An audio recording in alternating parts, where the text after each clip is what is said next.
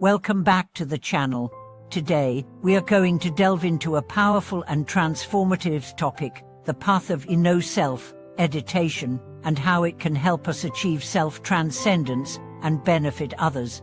Have you ever wondered what it truly means to transcend the self, and how this deep Buddhist practice can elevate both your own spiritual journey and your ability to help others? In this video, we will explore the profound wisdom of the no-self meditation practice and how it connects to the ultimate goal of Buddhism, achieving enlightenment while being of service to all sentient beings.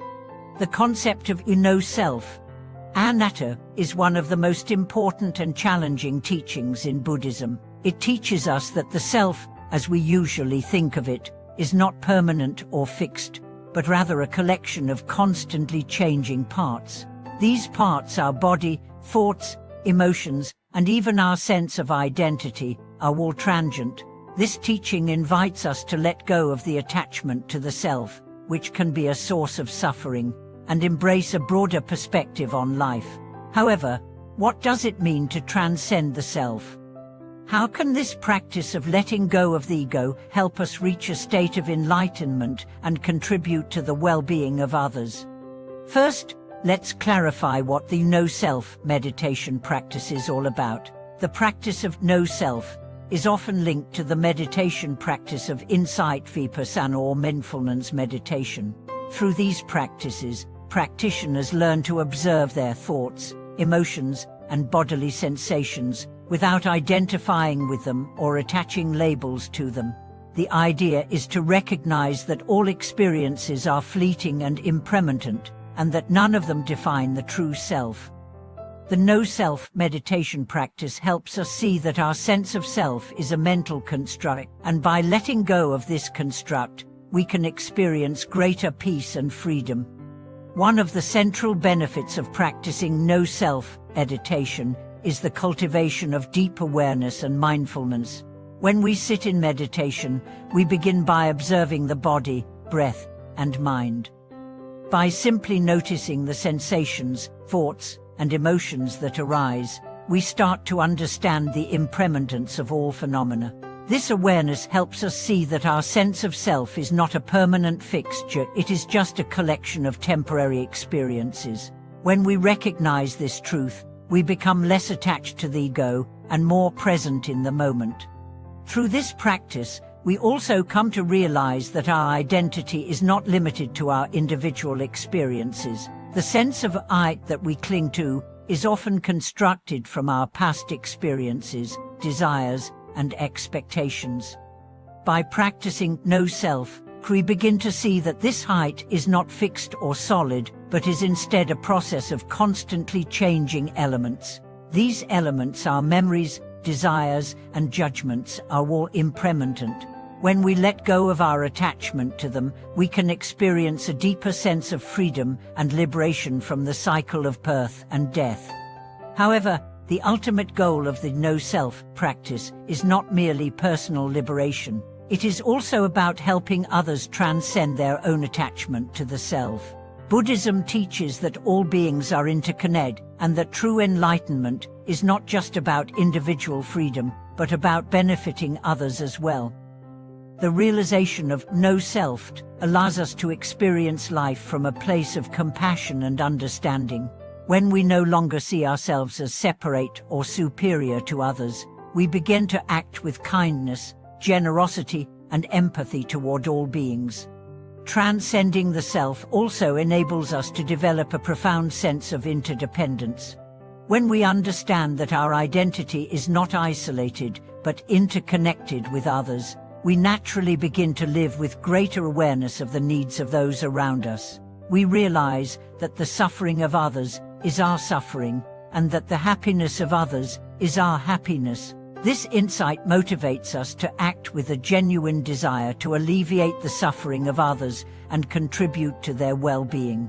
Thus, the practice of no-self meditation leads us to a state of self-transcendence, where we are no longer caught up in the ego's demands, but instead seek to benefit all sentient beings. It is important to note that the no-self practice is not about erasing the individual or becoming a passive observer of life. Rather, it is about recognizing that the self is not the fixed, solid entity we once believed it to be. When we transcend the ego, we are not rejecting our individuality, but we are no longer attached to it.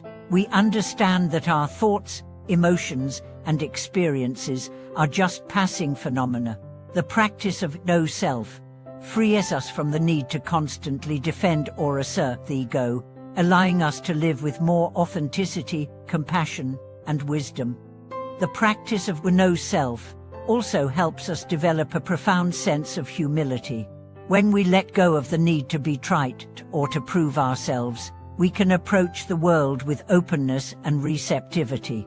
We no longer feel the need to compete or compare ourselves to others. Instead, we recognize that everyone is on their own unique path, and we act with kindness and respect for their journey. By transcending the ego, we cultivate a deep sense of interconnection with all beings, and we begin to see the world through the eyes of compassion and wisdom. So, how does the no-self practice ultimately lead to self-transcendence and benefit others? The answer lies in the profound liberation that comes from letting go of the ego. When we stop clinging to the idea of a fixed self, we free ourselves from the cycle of craving and suffering. We stop identifying with our desires, fears, and judgments, and instead experience life as it truly is: impermanent, interconnected, and ever-changing. This awareness opens our hearts to others and helps us act with greater kindness, compassion, and wisdom. In addition, the practice of no-self cultivates a deep sense of gratitude and appreciation for the present moment. When we no longer cling to the past or worry about the future, we can fully experience the richness of life in the here and now. This mindfulness of the present moment helps us embrace life with all its joys and challenges, and we approach each situation with a sense of equanimity and clarity. As we let go of the ego and embrace the flow of life, we begin to experience true freedom, a freedom that allows us to act in alignment with our deepest values and to benefit others in meaningful ways.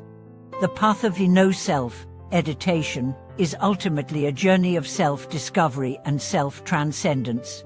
It is not about rejecting the self or denying our individual experiences, but about recognizing the impermanent and interdependent nature of the self.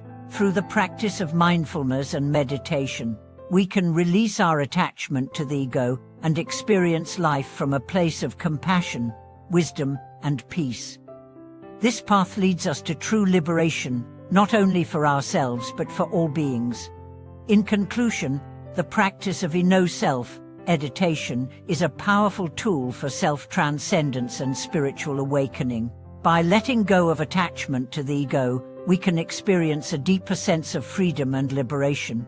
This freedom allows us to act with greater compassion and wisdom, benefiting both ourselves and others.